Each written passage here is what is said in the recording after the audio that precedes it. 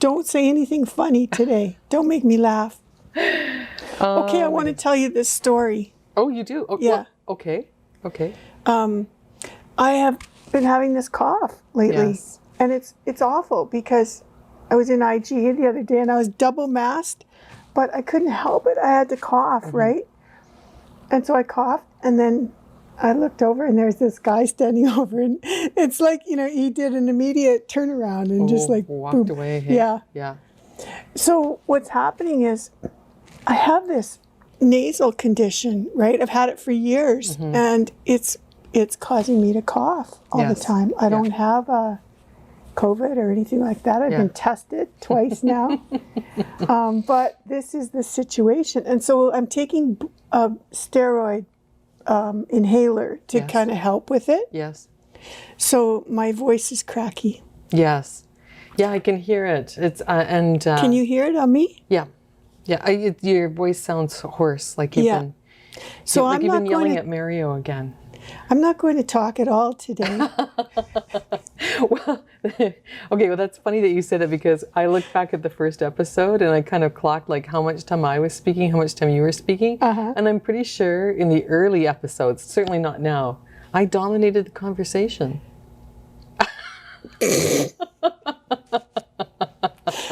And that surprises you why? So I'm happy to take over for you, sis. Okay. All right. Well, I'll do my best. Yes. I just can't make long speeches. Okay, sounds And good. I know you're really good at that. She's always doing this. Yeah. When you can't see her. Oh my. It's the dry weather too, Barb. Oh. I think that's really had an impact on all of us, because I find myself coughing too, and I think I'm just dry. Yeah. But spring is coming. It's going to get better. I hope so. Yeah. Actually, we've been really lucky, haven't we, when you consider it? Weather-wise, yes. Yeah. Welcome, everybody. Hello. We're back for our 50th episode of Podcast On. I know, it sounds like an anniversary or something. Well, it kind of is. Right? Like, your 50th anniversary. It's more than 4 years. Does it feel like you and I have been married? Well, that's a consequence of being in business together. So let's introduce ourselves. You go first. Okay. My name is Barb. This is my sister, Cynthia. And we own a local online yarn shop, because right now everything's online, called River City Yarns in Edmonton, Alberta. And if you're joining us for the first time today, we have 49 other episodes for you to watch. But we do this podcast once a month to talk about life behind the scenes in a yarn shop. And it's really been behind the scenes this year, because it's been a full year now that we've been pretty much 100% closed to any kind of public visits.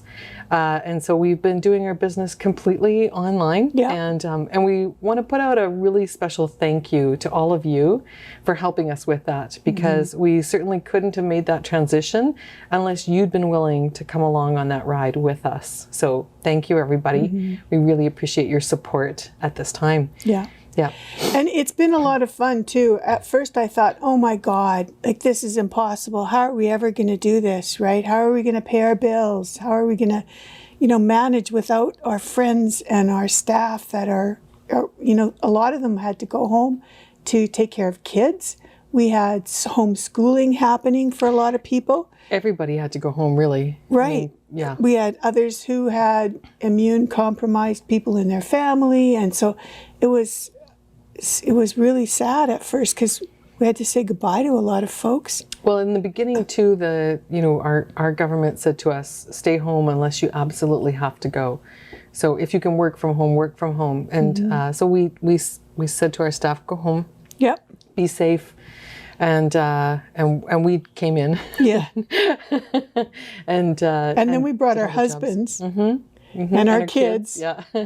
And everybody helped. And I don't think that your husband certainly would have thought that he would be filling curbside orders. No. And mine didn't think he'd be shipping out orders either. But everybody pitched in and we made it. And Yeah. Yeah.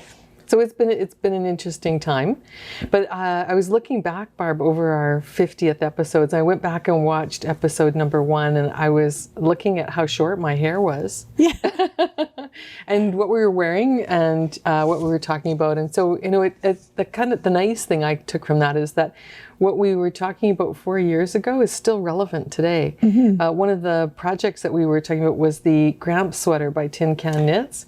Yes. And just this last month, my daughter has knit 2 of those for friends who had a baby or a small person. Yeah. And the pattern's available for adult people too. But it's just kind of nice that, that's one project that just never goes out of style. It's true. Tin Can Knits are really great, aren't they, at making timeless designs? Yeah. And now, so top on our agenda, Barb, is that you were going to reveal to us the top 50 things about running a yarn shop. Yes. Well, we'll get to that a little later. But no, so seriously, if you could think of what would be, what would be the best thing about owning and running your own yarn shop? What would you say? Well, I think it's a sense of community, right? It's all about creating community, whether it's done face-to-face, people walking in the door on a road trip and dropping by, or whether it's done online, whether you're phoning us and needing some help with finding a yarn or a project to do. It's all about community. And we're still doing that today. And I never thought that we'd be as successful as we are with virtual community. Yes. Yes, I love seeing regular faces joining us on our workshops and our seminars and our knit-alongs. That's been fabulous, hasn't it? Yeah.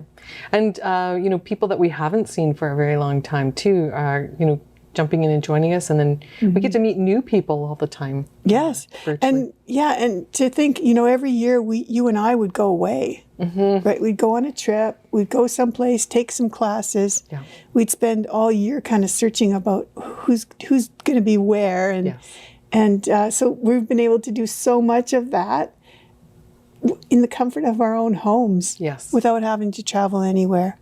So that's been a lot of fun, and it's so cool that you feel like you're in the same room as that person, whether it's Kate Atherley or Ann Budd, or even some of the new folks that we have coming. Well, you are, you're in their office or in their living room or in their backyard, right? Yes. So there is that kind of intimacy in those conversations. True. Yeah.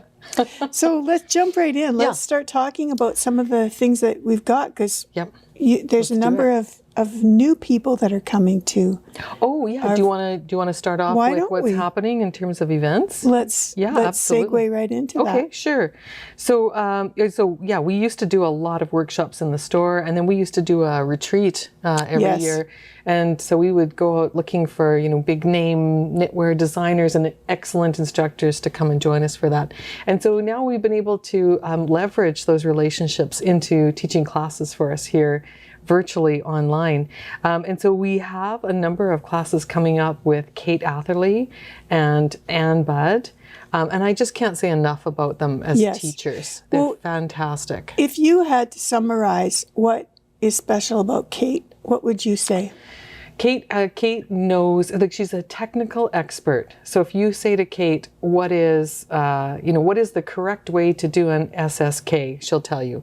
She's also really good at making modifications. So a recent class that we had with her was on making custom hats. Can I show you my hat? Yes, sure. So I have a hat from that class, that I started in the class. I haven't finished it yet. It's still a work in progress.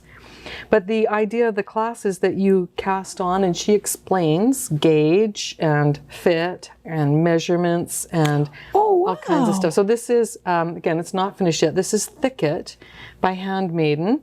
And Which we just happen to have some here. I put some out, because I thought, this is really cool. I love this. And what I'm going to do, because this is Kate's suggestion for making your hat super warm, is I've made some ribbing in here, but I'm going to push it inside So that gives it a double layer inside.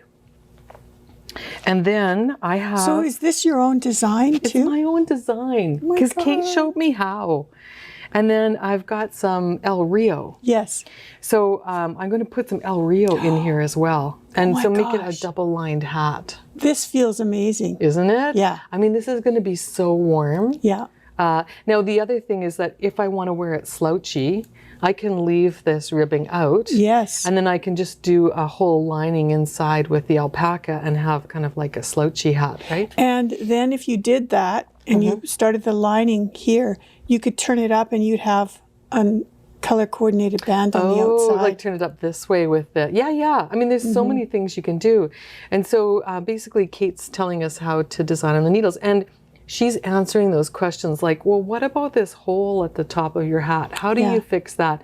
So in class, she showed us exactly how to cinch that up and make it disappear completely. Yeah. So wealth of knowledge. Right.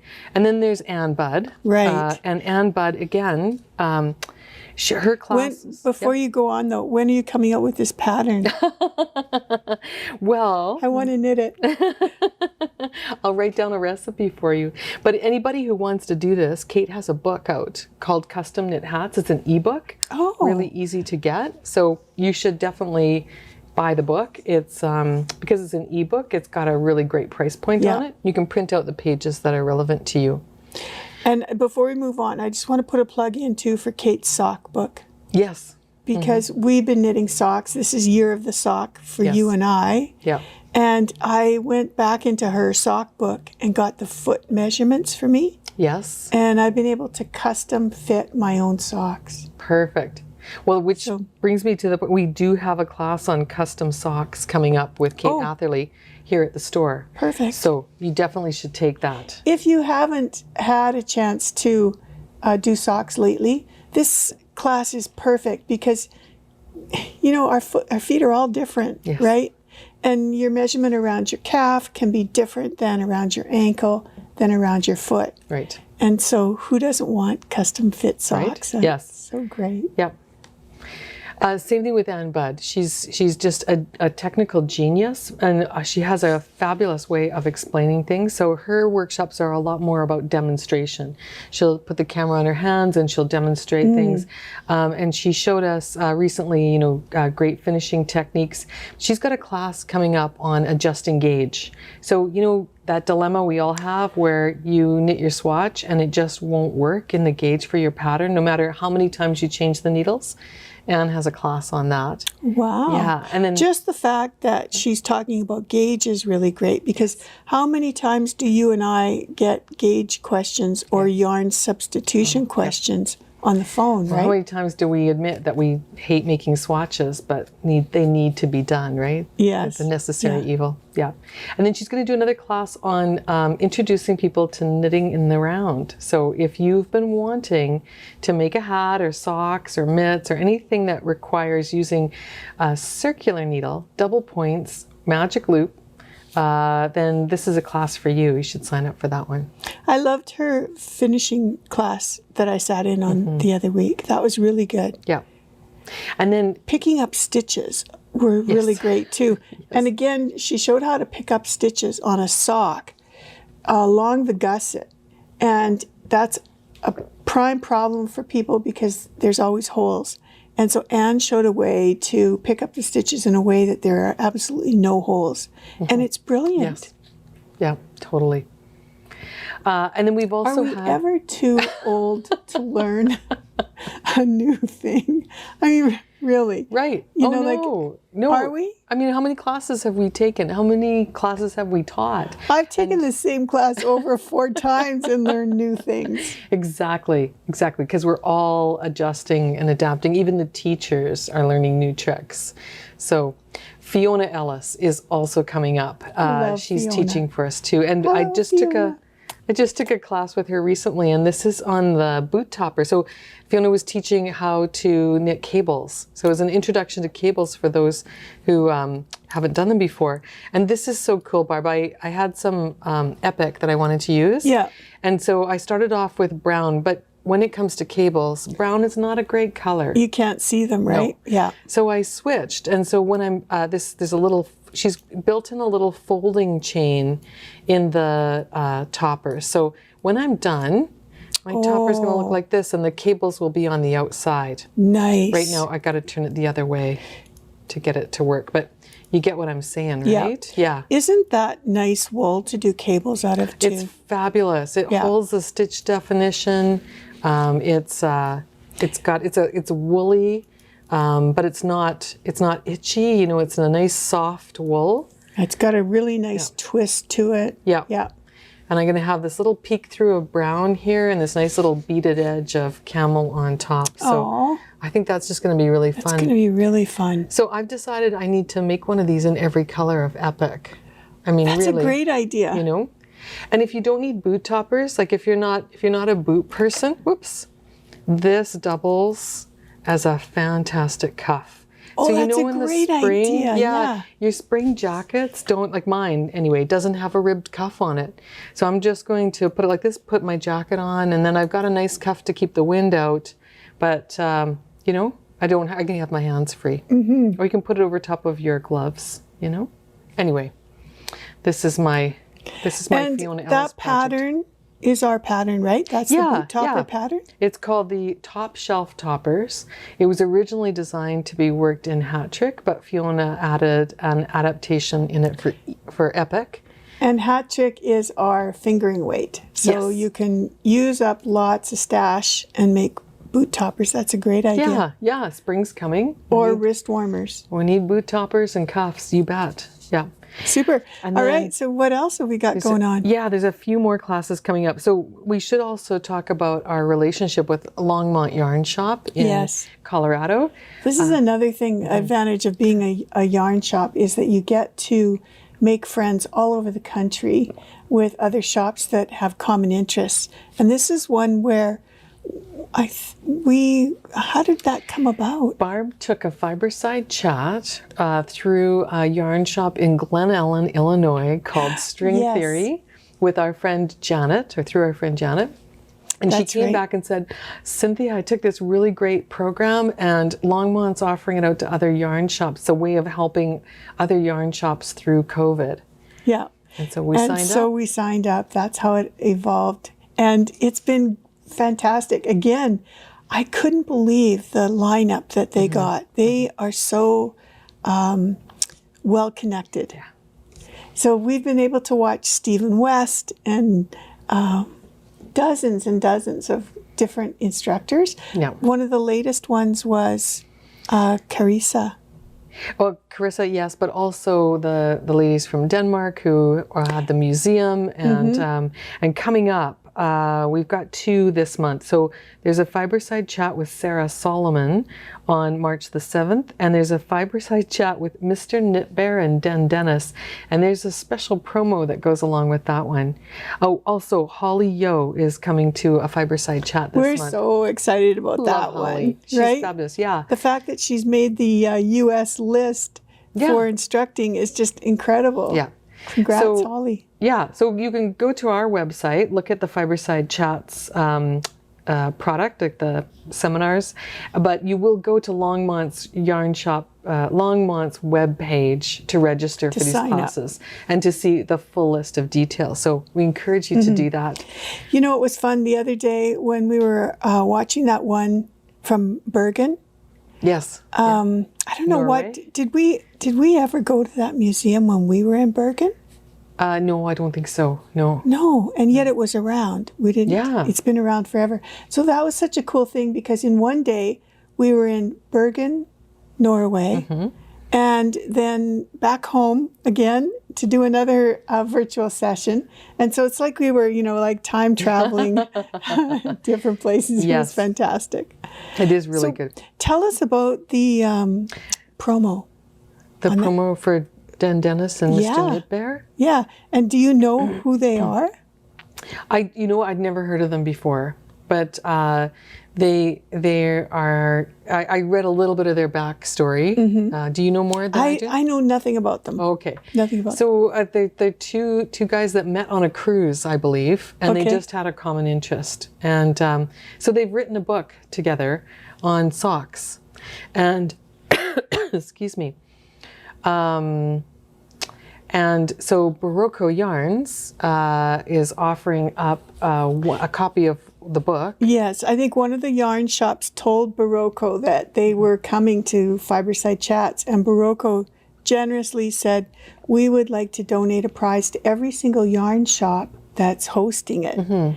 So we get to give away the book and the yarn. Sock yarn and A bag. there was a project bag, yeah. So it's a really nice prize package that we'll be giving away to one of you who sign up for this Fiberside Chat through Longmont's website. So you just go to their website, look up the Fiberside Chat, and then just go down the list looking for River City Yarns, and you can register that way. Makes it really nice for everybody. Yes, Yeah. and we get to send you out a prize, so that's really fun. What one person? Yes. Yes. We'll have to choose. We'll have to do a random draw. Yes. Yeah, something like that. Yeah, so very generous of Barocco. And just, you know, like, so again, like people I never heard of before because I'm not on social media. Maybe that's, you know, maybe I should be. We used to meet a lot of these folks when we went to our national shows, right? Because we used to do that a couple times a year. And you'd have the opportunity to meet them, especially if they published a book.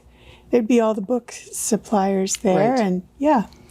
So speaking of books, we have another fabulous person coming to a Saturday seminar, and that is Carissa Browning. She's coming to teach us about perfect plaid on March 13th. And I saw Carissa on a Fiberside Chat, and then I got in touch with her afterwards because I was so impressed with this whole plaid thing. Yeah, did you want to, and then I talked to her, I said, call Barb and said, hey, we need to get Carissa in because she is amazing. Yes. And, you know, she's a pattern designer, and she also is an author or a contributor to a book that you almost like went crazy over. So Should we show that now? about that. Yeah. Okay. So yeah, Carissa told us about this book that has just come out. Here we go. So this is Star Wars Knitting the Galaxy. And how excited were you? Well, very excited. In fact, excuse me, when we were talking to her, my husband happened to walk by and heard that there was a book called Star Wars Knitting the Galaxy. So we went through the patterns immediately afterwards and, you know, picked out a few. And he put his list in. What did he want made? He really liked the Death Star pillow. So it's a round pillow shaped like the Death Star, and it's amazing. And that's by Carissa. So this is a compilation of designs from different designers, but Carissa has 4 patterns in here. Yeah. Now, when she comes to our Saturday seminar, she's going to be talking about plaid, and plaid is not part of this book. Oh, you'll get her to talk about this book too. I just know you will. But we're having her come back on Star Wars Day, Which is? May the 4th. May the 4th be with you. Yeah. And so will she have her pillows or samples to show us? She might. I'm not sure if she had to send them in forever or if she gets to keep them or they come back to her, but she's going to be talking about German short rows because there are some of the designs that she's using in the book. Yeah. Call for German short rows. So she's going to teach us the ins and outs of German short rows. Well, and I didn't know how popular this was. This book was a little hard to get, but we finally found a few copies, and they've been kind of like flying out off the shelves. It's incredible. Well, Yeah. the thing is that there hasn't been a Comic-Con for a year. Oh, I guess maybe that's it. Hey. Yeah, I mean, we haven't been able to go. And Yeah. our Comic-Con tickets last year for Calgary and for Edmonton were canceled. I love the fact that 2 things. It's hardcover, and I love the little Yoda. That's so The cute. pocket Yoda? Yeah. Yeah. Well, and if you like Yoda, Carissa's also done a pattern in there for a pair of Yoda mitts. So you can put them on and look like you I have saw those. Yoda paws. Yeah. Yeah. Yeah. And she's done the cutest, the most adorable little Ewok hat I mean, you could wear it as a big person, but for a little person, it's just so cute. Well, when last week on our knit along that we have, the Knit Your Favorite Things knit along, someone showed the Wonder Woman Yes. cowl or shawl. Yes. The Wonder Woman shawl. And it's a big W. They had knit it. Yep. And so I went to look it up, and it's her design too. Yes. It's Carissa's And design too. not only can you get a knit pattern for it, you can also get a crochet version. So she's done it in both knit and crochet, and the patterns are free. Yeah. Like, how awesome is that? Oh my gosh. So if you wanted to make a Wonder Woman shawl, or even if you just wanted to make a triangular shawl that, you know, had a really neat pattern in it, it's there. Yeah, yeah. She's fantastic. So we're really, really thrilled to have her coming to our Saturday seminar to teach us about making plaid. Barb, you had some other patterns that are in the plaid theme that you're going to show us. Well, they're in the Carissa theme, right? Because after we had a chance to chat with her, I went and looked her up on Ravelry, and I saw 2 patterns that surprised me. Okay. So the first one is this one. And I think she's teaching a class on this, right? Well, this is Hypatia, which is a form of plaid. Right. Yeah. Yes. Yep. So this cowl is so cool. It's a little difficult to see in this picture, but on some of the other ones on Ravelry, you can see, and it looks like sort of round circles. And crescents. Yeah, almost like a moon shape with a quarter moon. Right. And I think it would look amazing in Adam and Eve. Oh, wouldn't that be lovely? Yeah. Yes. So I brought a few colors here because I thought this would be lovely. Look at that contrast. Yeah, to use something really contrasty. And I love, this is a newer shade for us, magenta. And I think it would look beautiful with winter. So winter's just got a little pop of a pinky kind of gray in it. And I think it could look similar to this. Yeah, and then, but with just a little more contrast. Yeah. And then I thought these 2 would be beautiful together too. So this is Dante's Inferno. And this is a deep blue, almost with black in it, and a bright, bright blue. I just kind of think it looks like deep outer space. Yeah. You know, a blue black. And then to do something like a really beautiful pop of turquoise with it. So those are 2 ideas for you if you want to try some double knitting. This is a really interesting technique too, in that she's going to show us how to knit 2 layers at the same time. Yeah, double knitting plus marling. And in fact, in the workshop, you might actually create a little round shape, that the seminar that we've got coming up. So definitely sign up for that. It's worth it. Yeah. And then I wanted to talk about this yarn here. Okay. Let me grab that? Yeah. Okay. All right. This is a new yarn that, first of all, I'll just say we've been having difficulty getting yarn. New yarn. Yes. We have had such a hard time with getting yarn. It's all of our suppliers are experiencing shortages. And it's because mills are still under quarantine. They're having issues with staff. People are still getting sick. And so all the orders in the mills are behind. This little kitten wants to come home with me. Yeah. So there were, I called our distributors and said, you know, I know you don't have this yarn or this yarn or this yarn, but do you have anything else? And this was one that I had to pick up because... So this is 37% wool, 30% viscose, 20% nylon, 8% angora, 5% cashmere.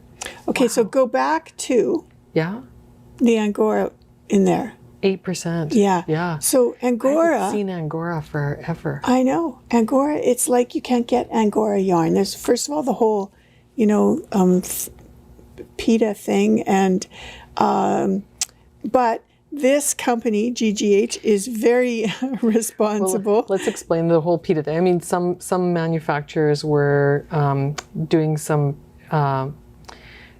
some bad practices in terms of harvesting the Angora from the rabbits.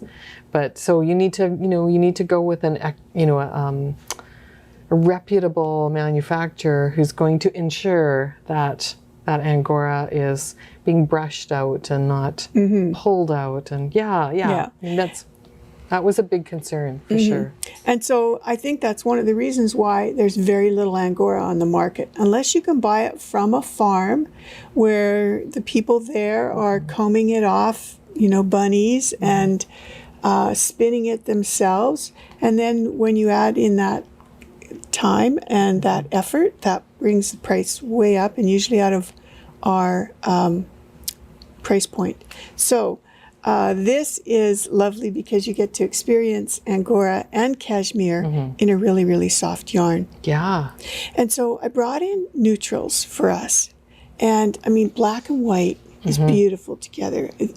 The gray, this red too. Yeah. I love this red. This red is so saturated. It's truly going to pop. It's like black when you photograph it and look at it with a gray tone.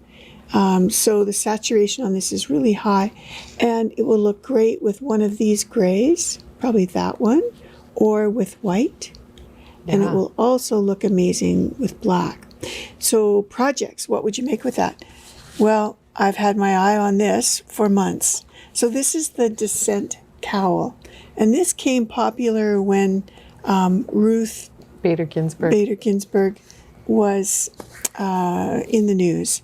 And she wore her famous collar, and several designers designed cowls.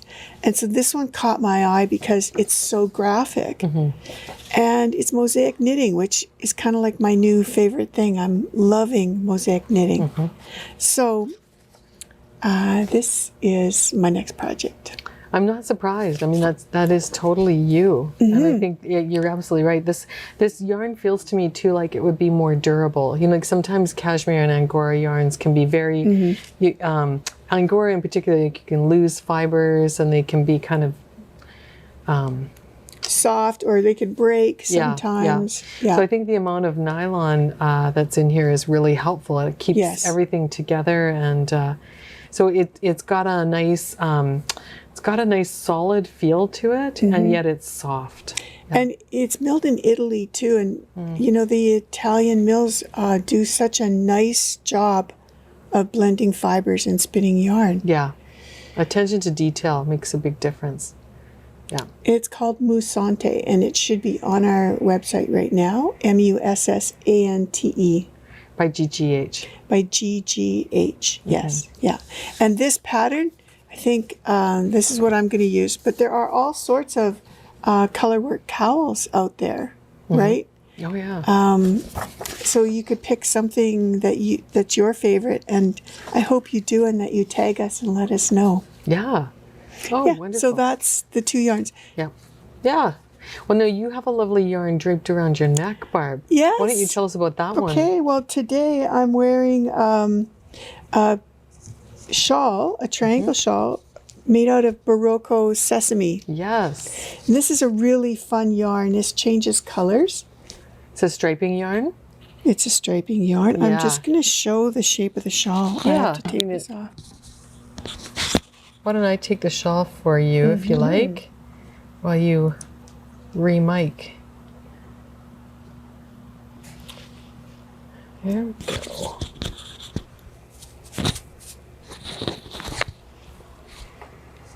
So this yarn is a blend. There's several different fibers in here, one of which is viscose, and it creates these beautiful little tweedy nubs sort of on the surface. Let's turn it this way too. Different colors too. You can really dye this. The saturation is really nice, and it dyes up in stripes. So we have all sorts of different colorways on our website, but this one took 3 balls of color 7407 and a 5mm needle. It's called the Carib shawl, and the designer was Amy Christoffers. 40 inches at the widest end and 56 inches long, so it's a really neat shape where you can wear it and have one point kind of hanging down. It's a really nice shape. And you can testify that it's nice and warm. It's very warm. Wow, the colors are gorgeous. It's almost like granite, you know, like there's just so many things running through it. Yeah. They do a lot of really interesting projects too with semi-solids. So you can do like 2 rows with this striping effect and then 2 rows with a plain wool like ultra wool or vintage DK. Or Oh, that's really nice. Sort of like Noro, but Barocco's version. Right, yeah. I like that kind of metallic look that's in here too. And the patterning, you know, it doesn't look terribly difficult. Looks like it's mostly knit and purl stitches with some yarn overs. There's something interesting happening in between. Yeah. Which is great. Sort of like a basket weave without the basket shape, you know? Yes. Yeah. Yeah. Oh, that's lovely. What a beautiful piece. Thanks. Yeah. And what are you wearing? Oh, this is a Hap for Harriet by Kate Davies, and I've had this for quite a long time. But it's the end of February, beginning of March, and I hate to give up my purple things. So February, my birthday is in February. My birthstone is amethyst, and so I have a love of things that are purple. So I carry that on with me into March. So this came out of my closet today to join me. And there's something beautiful about lace knitting too, right? Yeah. Like something really fine. Right. Well, this one, the nice thing about this one is that it's not complicated lace. So you start at one end and you work to the middle, and then you work to the other end. So it's a great way of using up stash yarn if you don't know if you have enough to do a project. This is one of those ones where you knit till you halfway through your yarn, and then you turn around and go the other way. Yeah. And the lace border is done at the same time, and it's just repeated all the way along. So you never have to. You can memorize it quite easily, and just. It's really pretty. Yeah. So it's a lace weight cashmere yarn from Sweet Georgia, and I don't have this one anymore, but yeah. I had my cashmere scarf on today too. I was going to wear it. Yeah. But it changed out at the last minute. Well, you've got a scarf built right into your sweater, so. Well, that's true, yeah. I love this sweater, by the way. This is Soundtrack by Marie Green. And it's one of my favorites. I wear it all the time. Yeah, yeah. Did you see Marie Green's new book? Tell us about it. My gosh. You told me we're getting it, so tell us about it. I hope so. Marie Green has a new book, and it's for babies and kids, and it's all of her sweater patterns. So there's a little tiny Soundtrack sweater in there. Oh my God. It's something about babies, right? I just get all gushy. Yeah.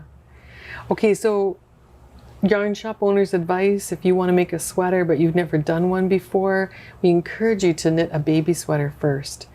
I know, that there maybe aren't any babies in your life, and what you really, really want to do is make a sweater for yourself. But trust us, right? Yeah.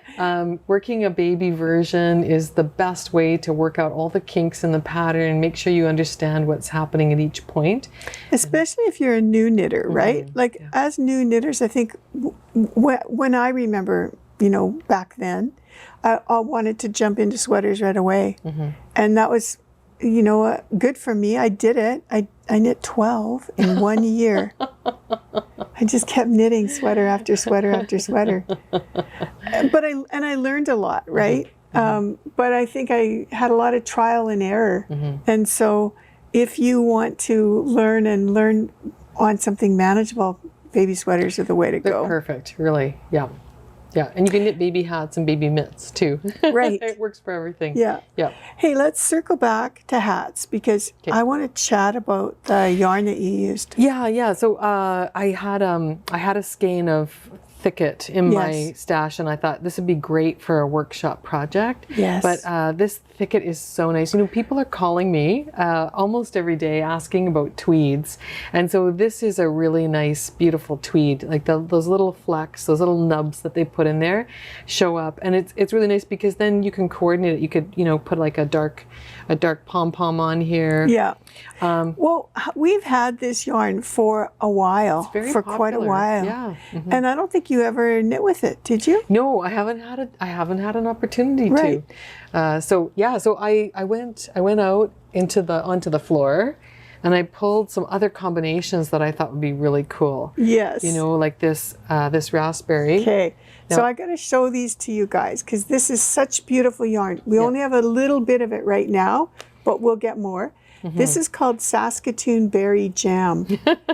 So Right. Jana and the girls, the ladies at Fleece Artist and Maiden came up with great names, many of them inspired by national parks in Canada. And they've all got these little flecks in them.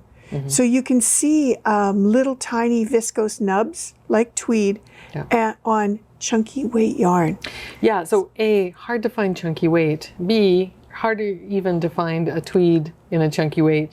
And then C, this is a merino viscose blend. And D, it's hand painted. Yes. So Yeah. when you take a look at the color variation in that one in your hand, what's that one called? This one's called Swift Fox.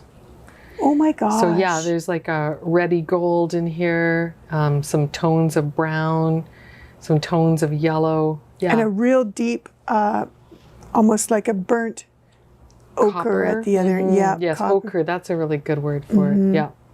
Yeah. Beautiful. So they're gorgeous. And there's a lot of meterage on here.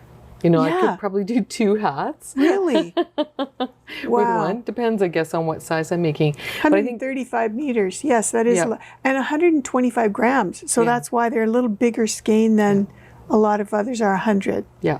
And I just think, you know, pairing it up with El Rio gives you this really super warm product. Okay, can you write the recipe and we'll put it out as a boredom buster box? For the hat? Yeah. Let me see. I'm sure there are. I'm just thinking, yeah, let me see. I'm not making any promises just yet because, you know, there's some math that has to be done Yes. for Yeah. the inner hat. But But yeah, look isn't at it these. gorgeous? Oh my gosh. I got to pull this one out next because Yeah. we got to talk about this one. Yeah. So here, let me hold these two for Okay. you. And you can, So this one's called Gross Morn, which is a park. National Park. National Park, right. And check that out. Yeah, so So- if you want less contrast, you go with that. But if you want a high level of contrast, you can go with that. What you put in for a liner, whether it's a hat or mittens, Yeah. isn't really seen. Only you see it. Or you could stripe it. Or you could stripe it. Or now it could become, you know, a shawl. Oh my Sure. God. I bet you if you held 2 of these together, you could get chunky weight. You'd have to swatch it and see. Yeah. You see her face kind of fall there. Swatch on the needles. But I think like something like this too, you know, like Whoa. when you put your hat on and you kind of dip it, you know, look at it inside, you put your hat on, you can see that bright pop of color inside before you put it on your head, you know? How fun. And for a redhead, oh my God, this would be beautiful, Yeah. wouldn't it? Or anyone who likes The natural green colors. too would be lovely. Yeah. And then we've got this deep chestnut brown. I think this one's called Burrowing Owl, if I'm not mistaken. Yeah. Yeah. Burrowing Owl, so deep, deep brown. And again, like you can put a bright color with it, or you can put a darker color with it. We have some darker shades that would be really nice. Yeah. Yeah. So fun yarn. Yeah. Great project. Cynthia Canadian will get dyer. the pattern. You have to put in the comments that you wanted to write the pattern, the recipe out for us. Oh. Because we all want to make this. Yes. How Yes. fun. Okay. So what else? Seriously. So that's Yeah. Dissent. We've got this Carissa's patterns. All done. Oh, So many classes. Yes. what else? That's your work in progress. Yes. I got to show mine. us show us your work. in progress. Okay. Do you want to start talking about our knit-alongs? Sure. Yeah, the Spy 21. Spy 21. Yes. Well, I think you should start off Spy 21 by showing us stained glass. Sure. So, we've talked a lot about the first one, which is the ice cream socks. Yeah. And they're all from this book. Yeah. You guys, so, we've been having a riot with this book. Yeah. Again, if you're joining us today for the first time, we have this program we call Spy 21. That stands for Sock Projects for the Year 2021. And Barb and I have committed or challenged each other to make 12 pairs of socks this year. Right. Yeah. And we've been very silly. You may or may not have seen our secret agent movie that we started. Oh, I wouldn't call it silly. We've been very secretive.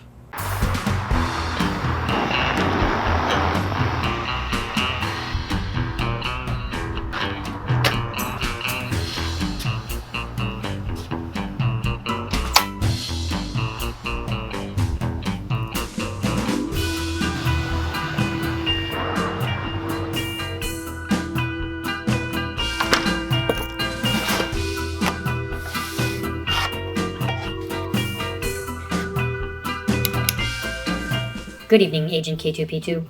People are walking around their homes barefoot and bored, and we urgently need your help. Your mission is to fill your sock drawers with as many pairs as you can make. This book will be your guide, and we have provided you with limited edition yarns to complete your mission. Agents B and C will be in touch to provide guidance, but will disavow all knowledge of this mission. This row counter will self-destruct in 5 seconds. Good luck.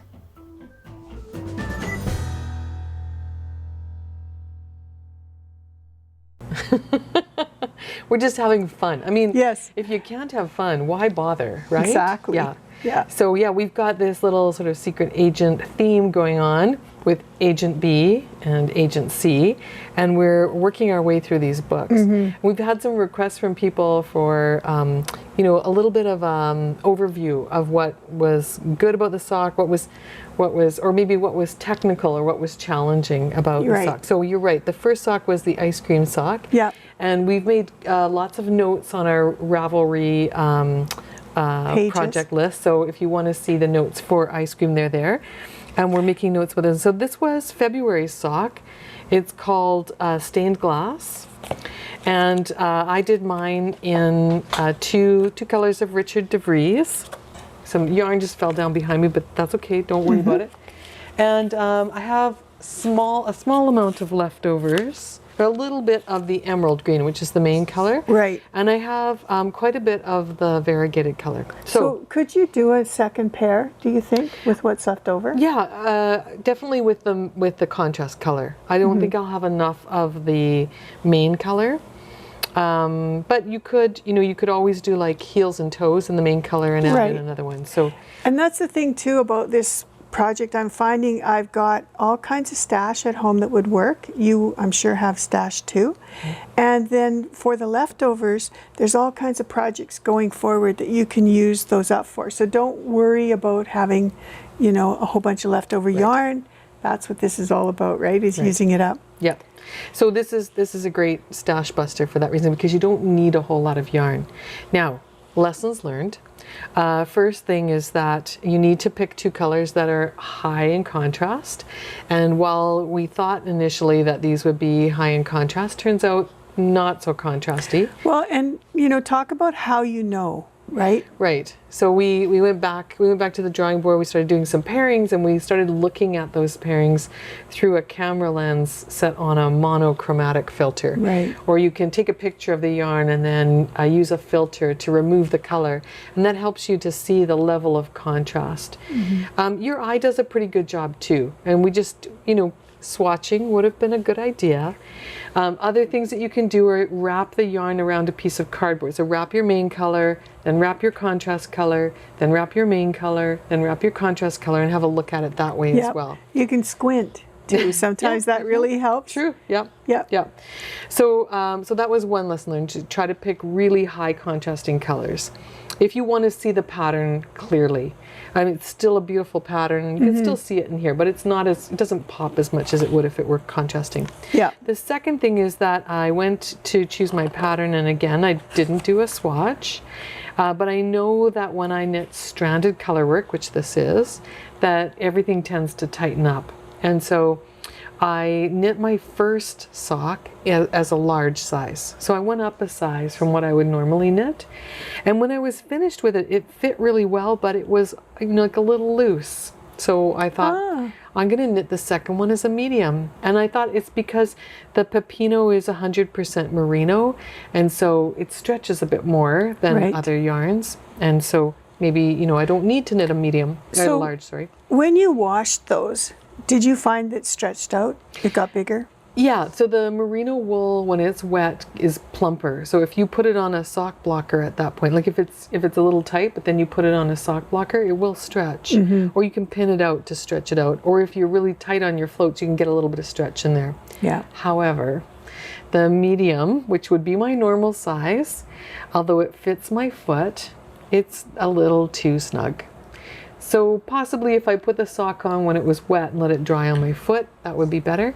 But one of the consequences of doing stranded color work and having it too small is that when you put it on, you really can't see the pattern. It just blends right in. And so, and it's a little snug on my foot. It's not cutting off my circulation, but it's not comfortable the way that this one is.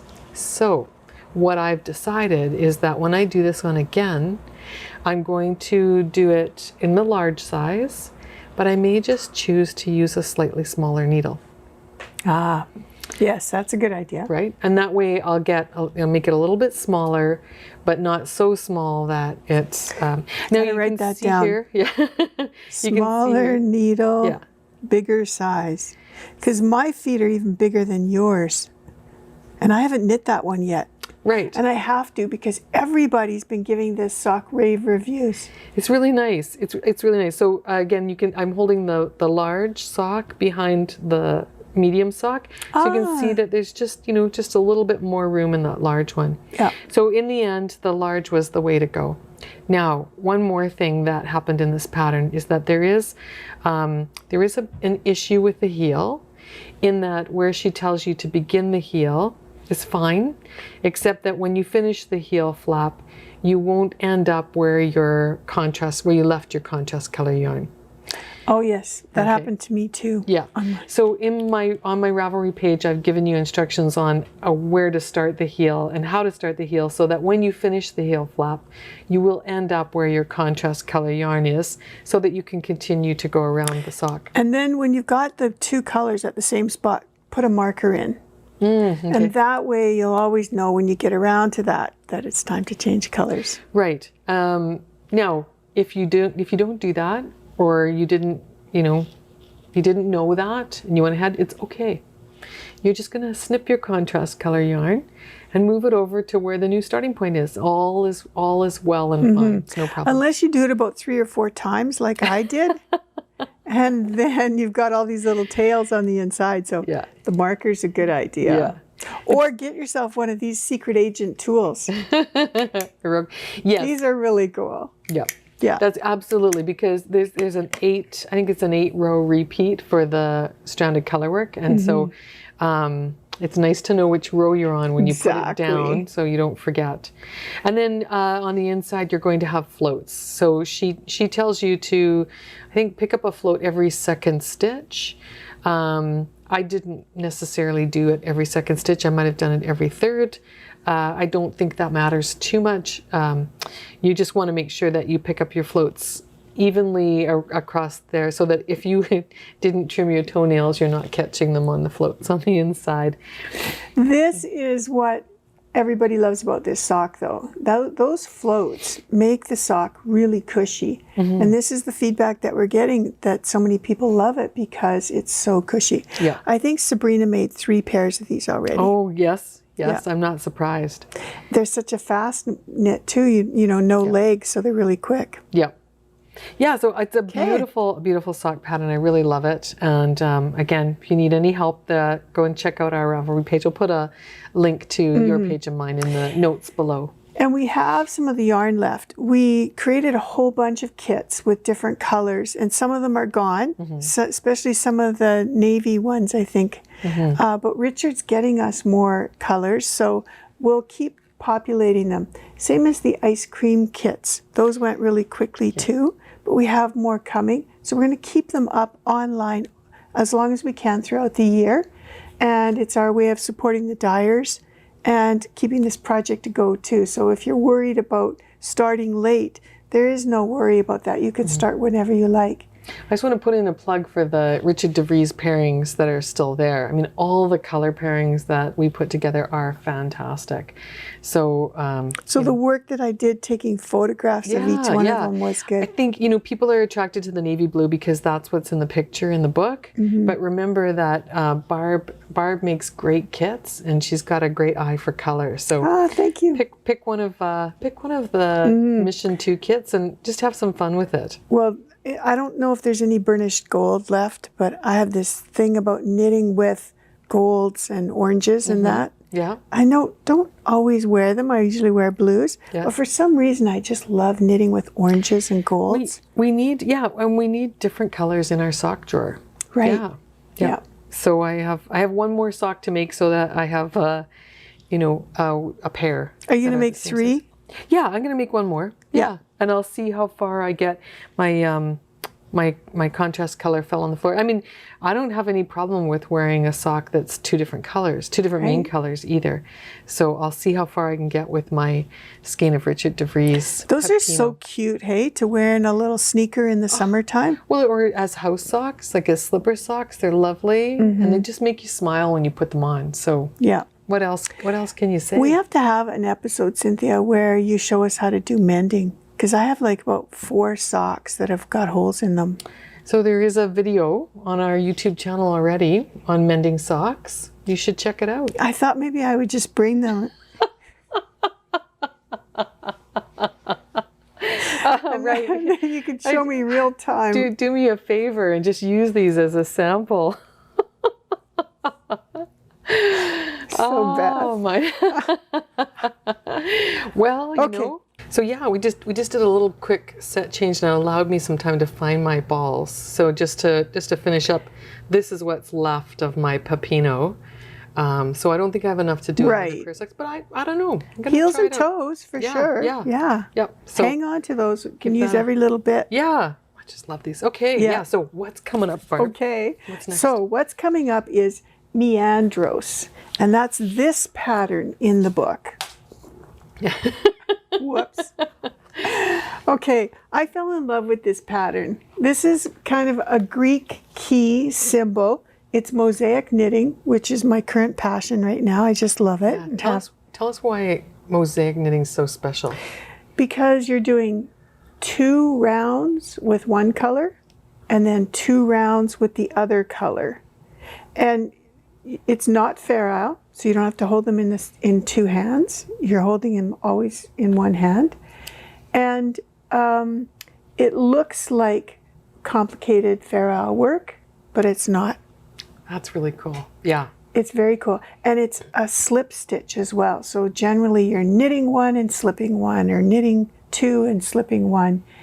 And I love that rhythm.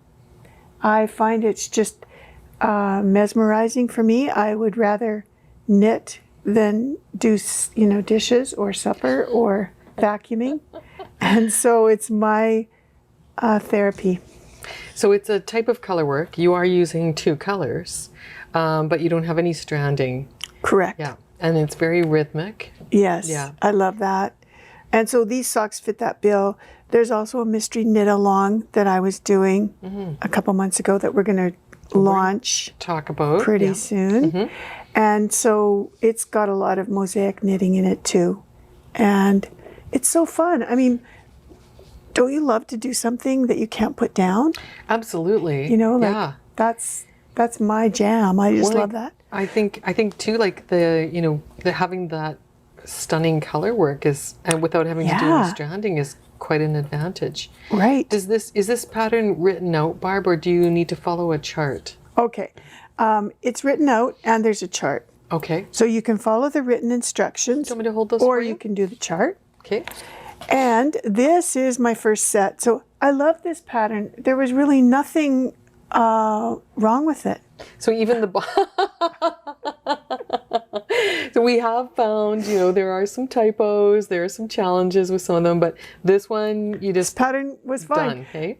I had the same mistake as Cynthia. I was knitting around and I got to the place where I was looking for my red and it was back on that side of the sock. After your heel? Yes. Yeah. Okay. So same sort of thing. I got a little confused. And so I put a marker in. I think my marker still might be in the sock that's not quite finished yet. I got so close to being finished. So this one I was working on last night and you can see my marker. This one's done and it's blocked. Now you blocked this one not on a sock blocker, but just by laying flat, Right. laying it dry. And the reason why, Cynthia, I didn't realize this, it's done out of our hat trick yarn. I used these two colors and it's beautiful merino and nylon. But when I washed it, it grew. So the fibers relaxed and it grew a fair amount. Okay. And I put it on a large sock blocker just to dry it out.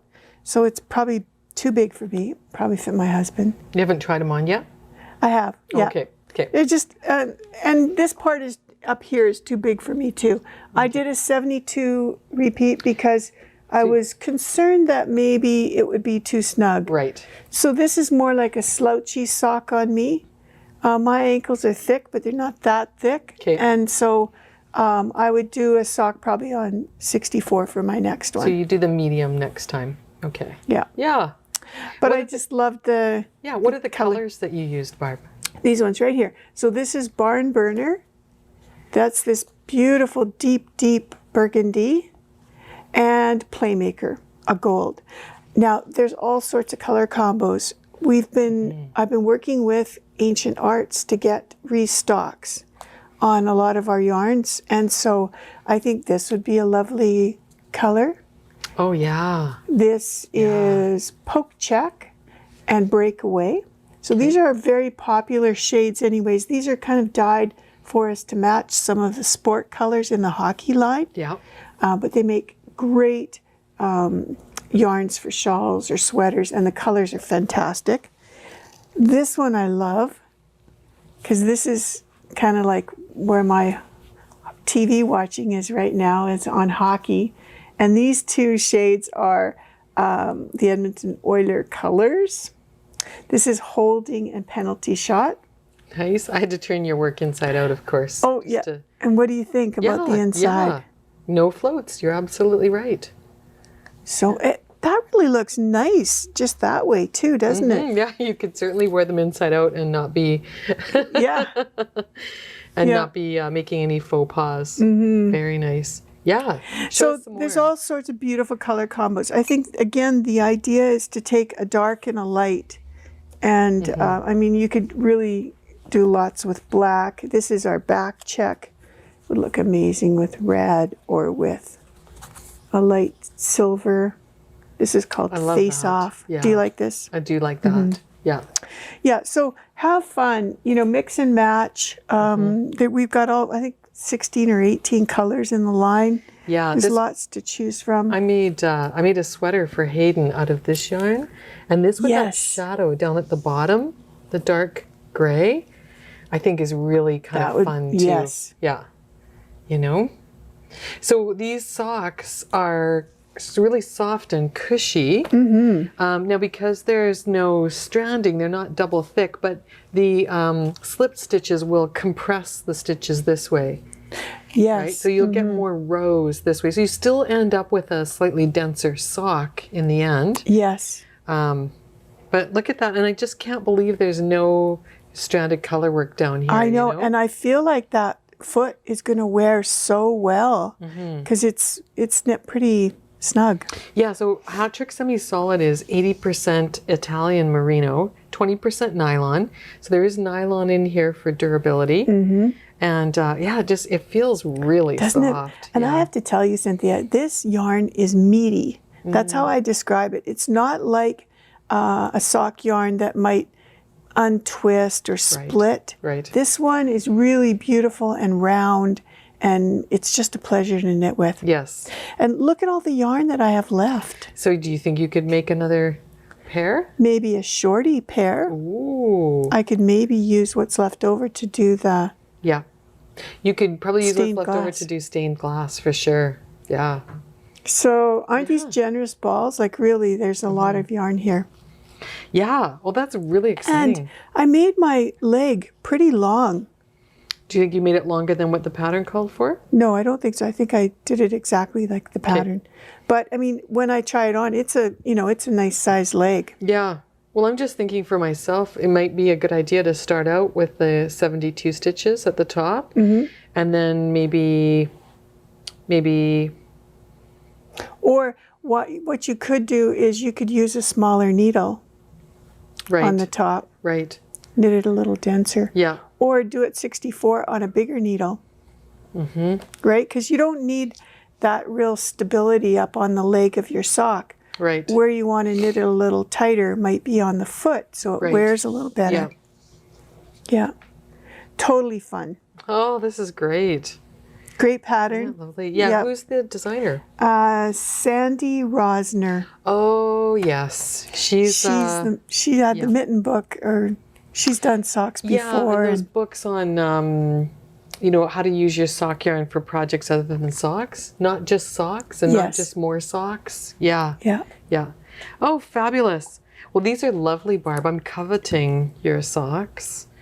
Try them on. I have to get busy. Well, my feet might be a little sweaty because I got boots on. Okay, well, I might trade you. I have some socks that need to be fixed. Yes, I think that's going to be an enduring theme until that gets done. Yes, yeah. All right. Oh, that's too funny. Okay, So, are you gonna I'll put- finish those and then I'll give them to you. are you going to put, Yeah. well, We still have to find a drawer for our sock drawer. we do. Yes. Are you going to put pairings up on the website, Barb? Yes. Yeah. I'm going to put about 4 different pairings. Okay. We'll definitely have this one because I think this one is a real good combo. Yeah. We'll have this one. Yeah. And then we'll have 2 more. And just to make it easy, otherwise you could go to our Hat Trick Semi-Solid section on the website and pick your own color combo if you want a little kit. So this will be mission 3. This will be mission 3. And we're going to put a little treat in there too for everybody. So if you do go to Hat Trick and pick 2 colors of your own choosing, let us know so that we can package it up for you, right? You can send us an email so that we can put it in the mission 3 packaging. Oh, that would be lovely. Yeah. Sure. Yeah. Yeah. So take us on, because I know that you've been working on mission 4. We got to in work secret. ahead, right? And so You better put your secret agent glasses on, though.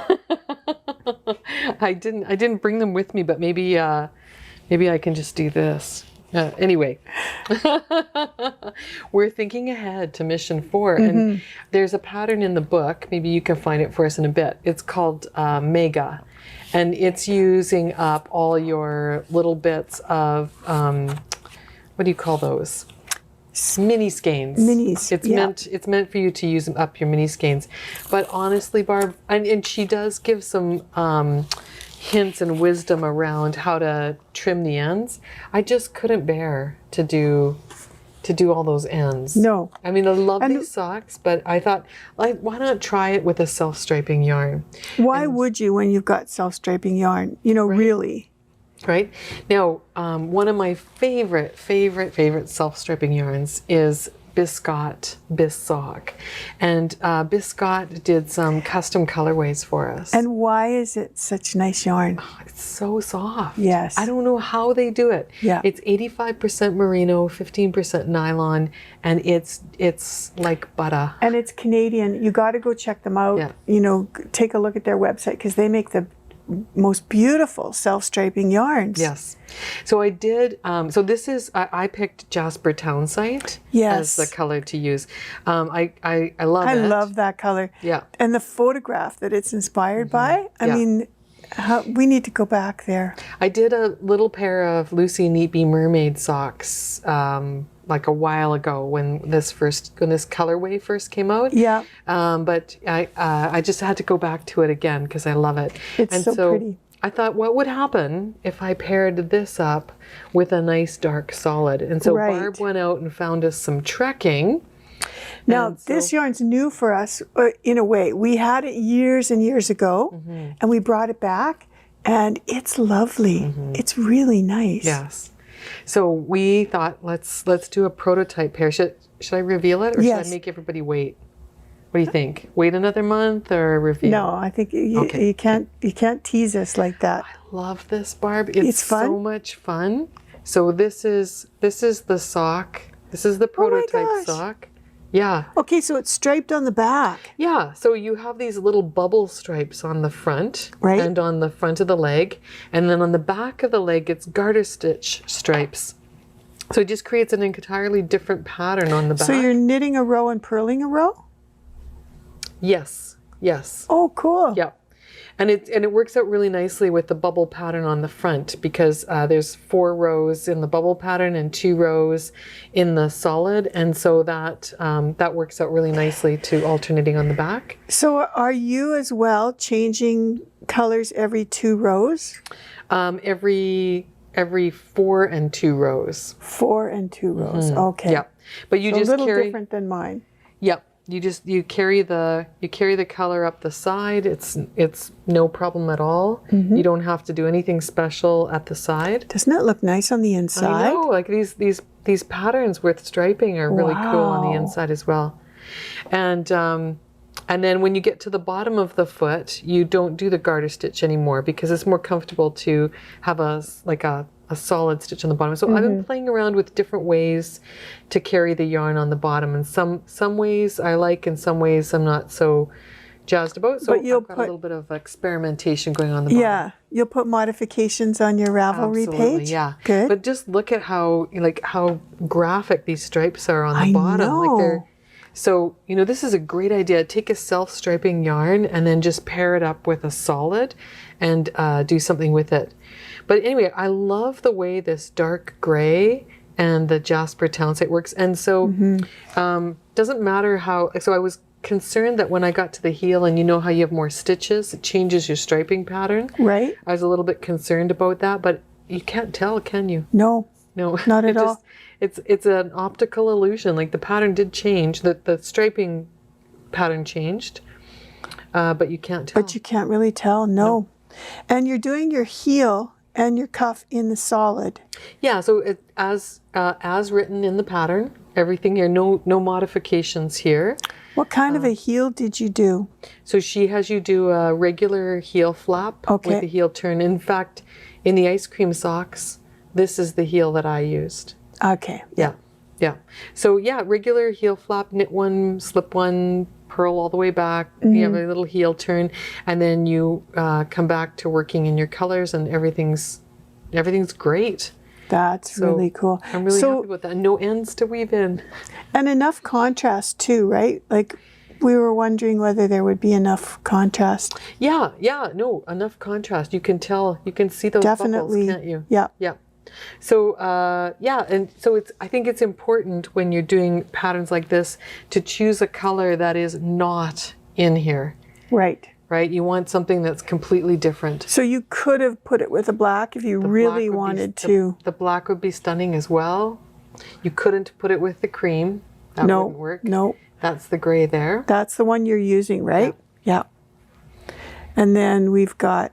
So again, we'll kit these up when it comes time. It's not time yet, and we may have some other color suggestions for you. So Barb's been buying some self-striping yarns. Yes. Well, I couldn't resist taking a look at the Trekking XXL because let's just have a peek at this, Cynthia. Yeah. There's some really neat color combos. Yeah, I'm thinking, like these two together would be really fun. Wouldn't that be nice? Yeah. This one too, I really love. Take this one and have a look at. Oh, even with that butter that you've got in your hand. Yes. That looks nice together. But also with that light blue. Yeah. Yeah. Or the black. Yes. Yeah. What shades does that one have in it? So it's got kind of like a brown. Yeah, this one's it's got a lot of color in it. So these ones are going to stripe thinner than the Biscotte, but this one's got like dark teal, light teal. It's got a nice green in it. There's some gray to brown in here. There's browns. I mean, really, like if you could take this ball of yarn and just knit, you could just knit a pair of socks. Well, yeah, right? and that's what I did. I want to show you as well. Okay.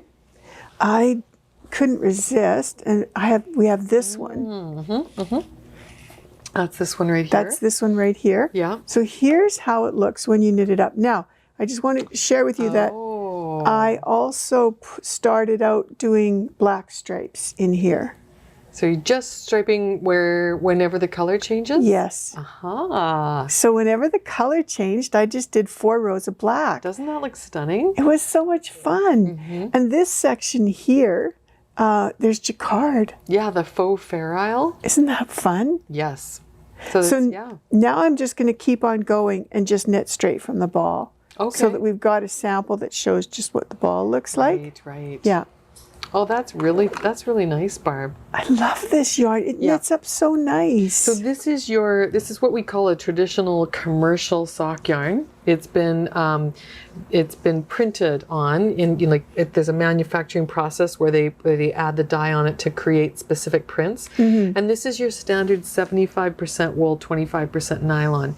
So this is the hard wearing sock yarn. You can walk on this a lot longer without getting holes than say a merino wool base would be. Right. So it's not as soft as the merino, but the Trekking brand is really nice. It's made in Germany, and they do a really super job. So this is softer than maybe some other commercial sock yarns you may have come across. Yes. Yeah. Yeah. How do you think this would work then in meta? In meta? Yes. Because you see some of the stripes are 2, 4, 6, 8 rows. Right. So I see what you're saying. I think it would be just fine, Barb, because again, what happens is that you have this regular. If you look at this sock closely, and I'll let you do that, you'll see that the stripes are not equally divided by the gray borders. Sometimes those 2 gray stripes work right in between. Like this one is half blue and half red. Yeah. This bubble. Yeah. But you can't really tell, like that magic of that 2-row stripe, and then the little bubbling technique of pulling them up. Yes. Just makes the pattern look like it was meant to be. Yeah. Don't you just love the texture? I love the texture. Yeah. I love the texture on the back too. This garter stitch feels really cool. Yeah. Oh, I have to make these too. So you could do these socks with 2 skeins of a commercial sock yarn, something like Trekking. But I think if you paired it up with a merino, like take this striping yarn and pair it up with a merino, or take the merino self-striping yarn and pair it up with a Trekking, you'll get the best of both worlds. Right. You'll get something that's soft and cushy and you'll also get that hard wearing color. So we didn't bring the Bis-Sock with us today, but we have several colors of this too. Yes. So this is where you can get into your stash and really have a lot of fun. Yes. And pair one self-striper with another commercial sock yarn and vice versa. Yeah. So we picked Jasper Townsite because we love it, but we also knew that we would have a few extra skeins in case you wanted to join us on that journey. Yeah. And we'll have it paired with the gray and with the black in case you would like to try that. But not too many spoiler alerts. That's the next one. So we won't have that. Mission 4 won't be up on our website until April. Shortly before April, we'll pop them up there. Yeah. You may see coming soon, and then you just have to be patient.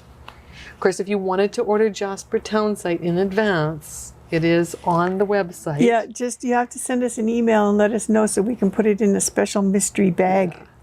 I love this color. I think maybe I'm going to look for a sock pattern that would. Isn't that gorgeous? Great in this color. Now, how would that go with your leftover from? Oh. Well, no, maybe not. That needs a gold. Ooh, nice. Yeah. Or a light pink. Well, then I may have leftovers from this one too. So they may go back into previous socks, right? But yeah, I mean, the colors in here, this is, so what's great about the trekking yarns is that they're printed, they've got beautiful saturated colors, you get regular prints, like regular stripes, or kind of like a variegated. The stripes may be thinner on this one than other self-stripping yarns. That's gorgeous, those two together. So here's another, to me, this is another sweater combination, right? So again, if you're going to use a sock yarn in a sweater or in a shawl, I think pair it up with a merino wool so that you don't have that. I love these yarns. They're hard wearing, but they're not as soft as merino. Yeah. So a nice pairing, that and barn burner would be gorgeous too. Or you could put a kid silk, like a put a mohair with it.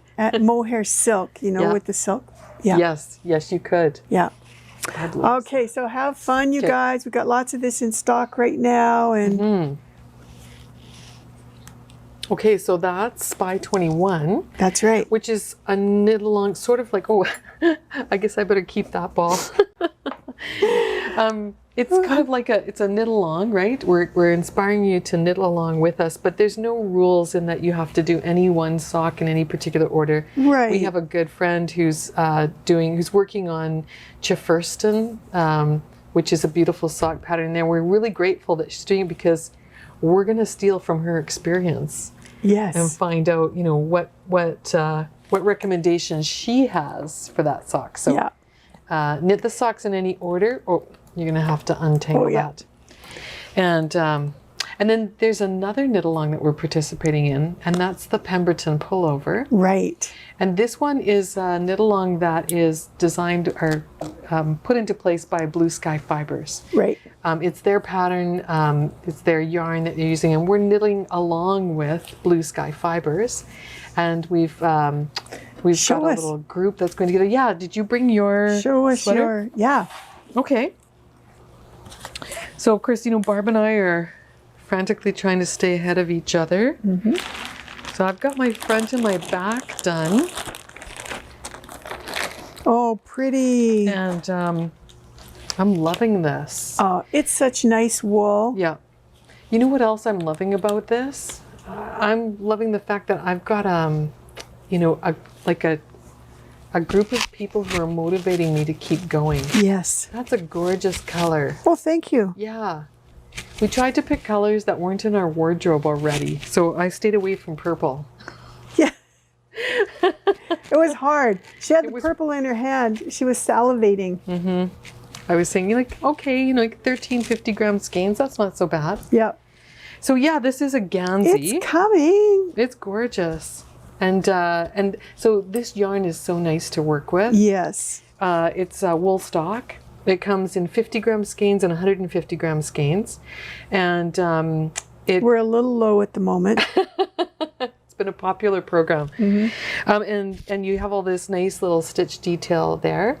We've been doing some support videos as we go along, explaining how to do some different things. So then Cynthia just finished one on the neckline, right? Yeah, and then just a little while ago, I also uploaded one on how to shorten your sleeves. Oh, fantastic! Yeah, because I got to watch that one next. That was one concern for a lot of people, is that the sleeves are very long, and so I did a little video on how to shorten your sleeves. Thank you for that. Yeah. Have you done your sleeves yet? I'm working on them, so I'm doing them 2 at a time.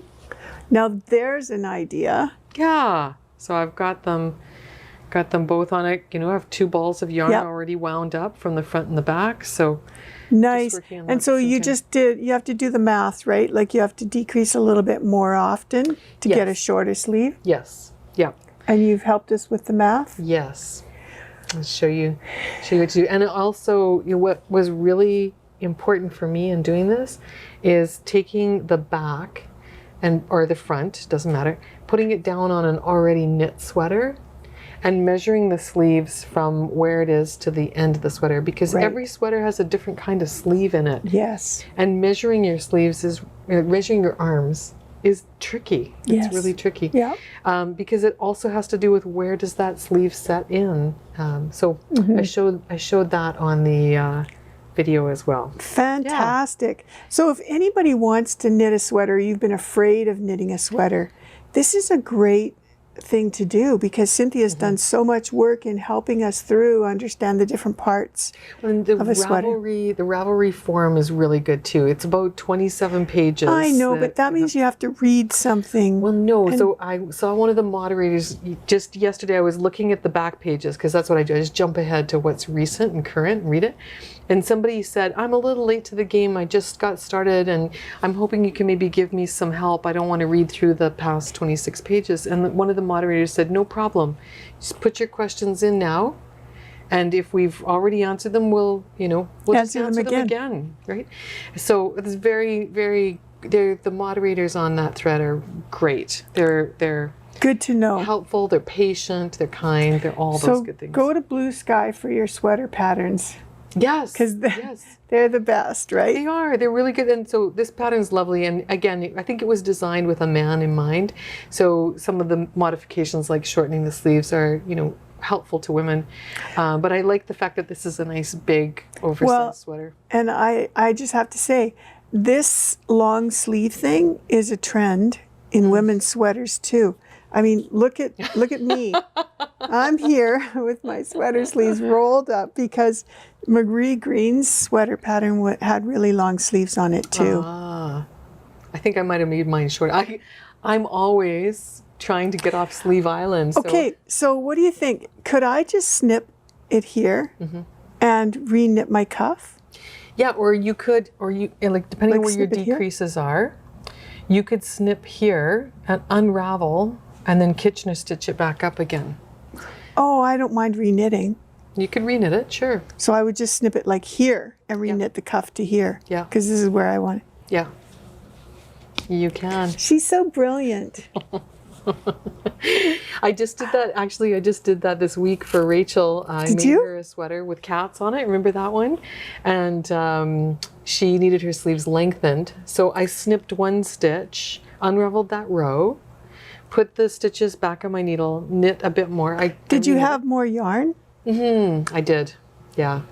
And I chose to redo it in that. So it's just gorgeous, that Rowan Alpaca Soft DK. Okay, Cynthia, we need to talk about Flash Mob next. Oh, Flash Mob is this month again. I know.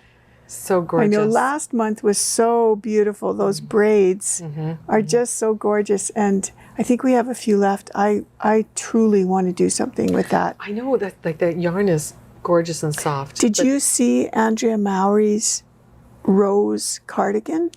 I don't think I did. Yeah, you got to go check it out. It's called Rose, and it's the prettiest kind of long sleeve and almost like a shawl collar. Really pretty. The color is almost exactly the same as the braids that we have. So how many do you think you'd need? 5, I think. 5 braids? Okay. And yeah. I mean, it's a sweater, fingering weight, right? Yeah. Yeah. And it's one of those cardigans. It's like a car coat sort of thing. Like I could see you could wear it everywhere.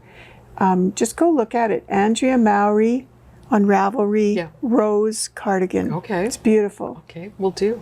So let's talk about this month. March. Yes. So what's the name of the inspiration color this month? Okay, this one's called Fresh. Fresh. Oh, yes. Can I read you the outline? Please. Okay. Please do. So March is called Fresh. In our cold northern climate, we know that when we see rain instead of snow, winter's ending. Soft spring rain gently kisses the soil to prepare it for the hotter months to come. The sky may be gray, but our hearts are full of optimism because we know what April showers bring. And this color is it's filled with greens. It's so spring-like. It's so fresh. So fresh. Honest to God, it's like you can kind of smell melting snow. Who's the dyer, Barb? Carolyn Sommerfeld, Ancient Arts. And she's combined it with, it's one skein of Socknado, which is like our Hat Trick semi-solid yarn. Yeah. And then she's combined it with 2 50-gram skeins. Oh, nice. Yes. And the 2 50-gram skeins are in matching but different colors. Are the two skeins, the half skeins, are they solids? Semi-solids, yes. So one is a beautiful sort of turquoisey blue, and the other one is just a gorgeous green. Oh, that's going to be so much fun. Yes. So, and then the actual skein, the big skein, is variegated. So when you say big skein, it's that 100-gram skein? Yes. Okay. Yeah. So you've got lots of yarn there. If you want to do, a shawl or something, you've got 2 skeins worth. So altogether, 3 colors. You've got 200 grams, three colors, and they're inspired by a gorgeous photograph. Yes. And it's going to get us all happy and prepared for spring. That's right. That yarn's coming out on March 20th. 6 p.m. 6 p.m. Yeah. Yeah. Oh, nice. Yes. And when you see the big skein, I was just going to say, she's got some colors in there that are absolutely gorgeous. There's a tiny little fleck of a chocolatey cedar kind of color. She photographed it on a pine tree sort of in the background. Okay. And you can tell the snow is melting in her backyard because there's just a little patch of it. Yeah. And she's captured the kind of barky color too and put that in there as well. Oh, goodness. Carolyn's she's a dye I mean, there isn't anything negative to say about any of the dyers that we've had dye for us, but Carolyn is an artist, and she's got like honestly, that. It's not a speckle. It's more like a. I know it's like you took the skein and rubbed it up against the tree, and you got. Honest to God, Yes. It's just beautiful, Cynthia. You're gonna love it. You're gonna want to. What are you gonna do? Like if we have an opportunity to have any of it, I know. What would you do with it? I don't know. I think maybe a shawl. Yeah. Yes, be really nice to do a shawl with a couple of solid, semi-solid sections. Yes.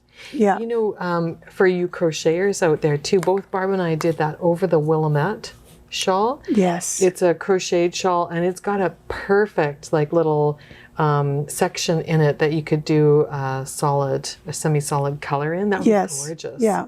And it'd be nice and big with 200 grams. Yeah. And bigger needles too, because that one I think was done on real fine yarn, didn't we? I used the lace weight. Was just crocheted, right? So I think it's a fairly, I don't know, maybe like a 3mm hook. But that's the nice thing about crochet is it doesn't take you quite as long because you're just chaining all. Anyway, it's gorgeous. Yeah. We'll come up with some pattern ideas so that we've got that too. Flash mob, I can't wait. I know. I think so again, I was looking at episode number 1 and we were doing flash mob then too, Barb. So it's a program that we've been going on with for quite a long time. I think everybody just loves it. It's like yes. Something very fresh and new every month. I can't believe this is our 50th episode. We're going to have a giveaway too, right? Yeah, so tell us about that. Well, it's 50 episodes, which is kind of an important thing. I It's think a nice milestone. Yeah. We talked about what could we give away that wouldn't require, a whole lot of shipping or so that somebody could use wherever they lived. So we're going to give away a gift certificate. And how much is going to be on the gift certificate? Well, $50, right? Oh, We got to nice. give away something that's aligned with the number of podcasts. Yes. So how might someone come across that gift certificate? What would they have to do? I don't know. What do you think?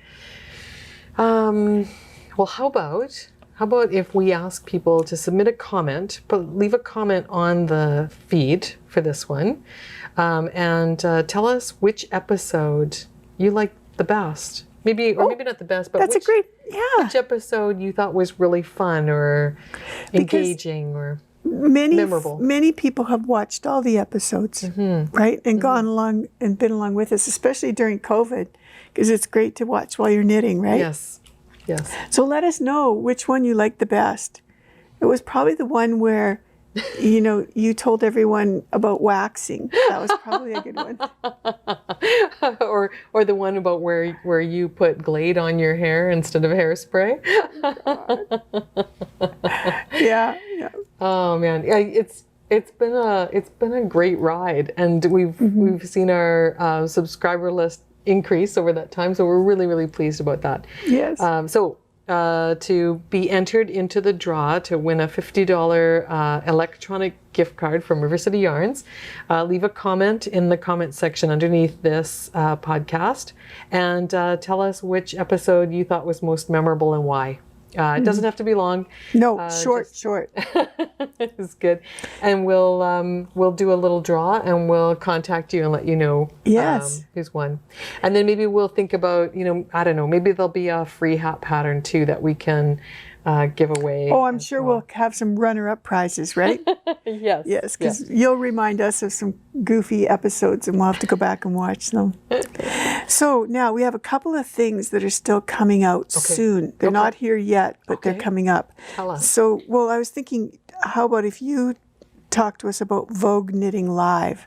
Oh. Because that's the next thing that we've got. So it's actually virtual Vogue Knitting.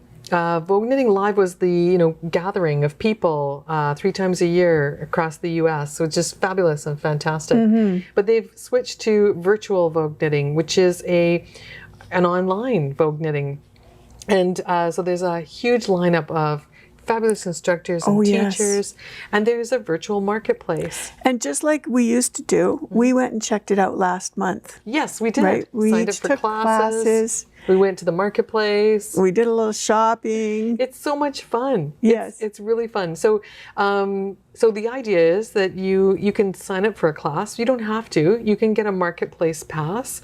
But when you go to the marketplace, you'll have links to everybody's web store, so you can look at what they've got on offer. There's also a discount coupon that comes with your registration for the market pass. And we're going to be there. We are, Yes. So we've registered to be vendors at Virtual Vogue Knitting. It's March 16th to 20th, I believe. I think it starts a little bit earlier than what we're going to be there. We're going to be there on Saturday night and Sunday.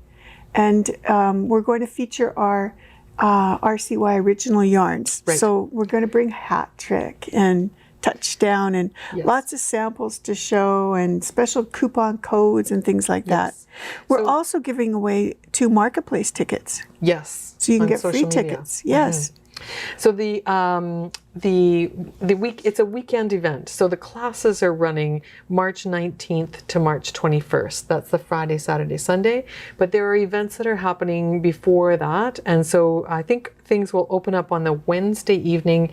If you have a super pass, I have to check. Something like that, yeah. So, but definitely the 19th, the 20th, and the 21st will be there. We're going to be in the marketplace on the 20th and the 21st with a special kind of marketplace idea, which is a 1-hour come into the store and visit with us, find out what we're all about opportunity. So vendors get this 1-hour window twice during the event where we can go online and through Zoom with you. You'll go in through Vogue Knitting, but you can come and visit us. Right. And we'll have and more it's kind of promo nice codes. because you can see the store and kind of our yarns and things like that, even though we're closed. Right. We're going to focus on some very specific things because you only have an hour. Yeah. As you can tell, an hour goes by like that. Right. So we will be focused, but come and join us. We think it would be fabulous. If you don't win a marketplace entry prize, don't worry about it. It's not expensive. No. It's like classes- $4.99 or something. Even less, I think $3.50. Okay. Yeah, but the classes themselves are really reasonably priced, and you do get a marketplace pass if you register for a class. I loved the class. I took one from Cecilia, and it was amazing. That's right, and I took one from Mary Scott Huff on making mittens, but Kate Atherley's there. Like there's a huge roster of instructors, and there's a lot of diversity. So I think Vogue Knitting has been making a conscious effort to make sure that they're bringing people from not just knitters, but crocheters and weavers, and also instructors needle who are companies BIPOC. too. Yes, Attenti or Signature Needles is going to be there. Yeah. And I think Prim is there. That's right. So the marketplace isn't all about yarn. You know, you've got needles and you've got weaving supplies and you've got farms that are there. So definitely check it out. Yeah. What else is coming up, Barb? The other thing that we've got going on is a virtual shopping trip with Atenti. And Cynthia and I have been big fans of Atenti for a long time. They make the most beautiful fabric bags, especially for knitters and crocheters and people who love needle arts. And did you bring your Atenti bag with you? I've got the watermelon one. Yeah, show us. So this is a sample of their bag, and they have, their whole thing is they find the most beautiful fabrics. This one is a beautiful sort of canvas print. Their prints are amazing. They trim them out with faux suede and leather. This one's so nice. The thing I love about these caddies is that there's 8 pockets in them. So there's 2 on each side of the outside, and then there's pockets on the inside.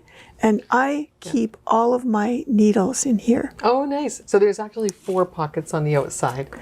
Yes, said 2. 2 on one side, Yes. 2 on the other. Yeah. And And 4 on then the inside. bottoms too. The bottoms are finished off so nice. Yeah. Some of the handbags have feet on them. They have this little feature where you can put your handle through this little loop, This is cool. and now your bag's kind of closed, sort of. So yeah, these are great little totes. They have needle cases, and they're going to actually do a trunk show for us. That's right. So on Zoom, you can sign up. There is a charge for it because they have to set up a kind of a virtual trunk show and take it down afterwards, but they're customizing it just for us. So the idea here is that they're bringing a trunk show to River City Yarns. They're going to explain all the features of all of the bags, talk about how they're made and what the quality of the fabric is. I think they use upholstery fabrics. Yes, yeah. And their history, how, you know, kind of how they started. And Right. And then you can place orders. So you can see what you can see what everything is about, and then we'll have the option for you to place an order on our online store so that you can get exactly the bag that you want. Yeah. Yeah. They have a whole kind of Western theme too that I am so enthralled with. I Yes. have kind of a, I'll bring it next time and I'll show you the bag some that I have. cowgirl kind of themes, yes. And I think mine, the one bag that I have, it's a larger one with the zipper on the top. It's more of like a tropical kind of You theme. have that bird, bird's eye, I think it's called. Yeah, really. They just so unique, their fabrics. Yeah. Well, then what we used to do when we traveled all the time was fill up that big bag and use it as carry-on in the Plane. in the plane. So they are dry cleanable. Like these, you know, they're I've great. had mine, Cynthia, for probably 10 years, my caddy. I put it down on the floor everywhere. Yeah. It looks as nice today as it did 10 years ago. Yeah. Yeah. I've never washed it or anything like But that. if you did need to, it's good to know that you could, right? And I Scotch guarded mine because it was a big bag and I was putting it underneath the Right. Yeah, so I did that. But yeah, you know, like I think it's just good to know that you know, if you did spill coffee on it, it's okay. Okay, the story that I have is that I took mine traveling with me too, and we were going through airport security, and for some reason Mario was carrying my bag, and we got split up a little bit. And so he went through before I did. He got stopped because they thought that when the bag opens, it has this kind of jaws of life kind of Those frame. metal clasps. This frame, yes. And they thought it looked like some sort of like hacksaw or something in the x-ray. Probably if you'd taken it through, it'd be no problem at all. But having a guy carrying a bag Yeah, I like know. that meant, meant something. Anyways, it was a lot of fun, and it's created stories that he tells to this day. I'm sure. He's a great embellisher of tales. I'll bet they had him down on the floor Yeah. in his version Strip search. and asking him why he was carrying so many knitting needles in his bag. Yeah. So All right. before we close, I just wanted to put one plug in for RCY Favorite Things. Oh, yes, do that. You have to come and join us, you guys. We've been having so much fun knitting along with each other. It's a virtual knit crochet night. Yes, and I think you're talking about changing the hours. We do it Tuesday nights at 6. Yes, so we hear you folks. We heard some comments in the last one about maybe doing a morning one. And so we're working on that. But for now, our favorite things will carry on at 6 p.m. Mountain Time. But we'll look at doing some other things in the morning, and because we want to include as many people as possible. But that doesn't mean we'll change it. I mean, we'll still keep this one going at night, but maybe add another one in a morning slot sometime. Yes. I mean, so much fun to do a knit along. We've been having great, and the ideas, oh my God, the things that you guys are knitting that we're learning about. Crocheting. And weaving and spinning and all kinds of things. Yes. So it's been so much fun. We want to keep doing that. Yeah, we've even been seeing some quilting projects crop up. Yes. So it's really fun. It's free. There's no charge to attend. And when you register on our website for it, you'll get the download code for the Zoom meeting as a little printout that you can download and print out. So, so keep that in mind. Come and join us. We're getting some new people every week, and we love that. So we know that you're hearing us through the podcast. So we'd love to meet you wherever you are. Yeah. Okay. All right. And until next time, thank you so much for joining us on our 50th episode. Yay. We'll see you again. All right. Take care, everybody.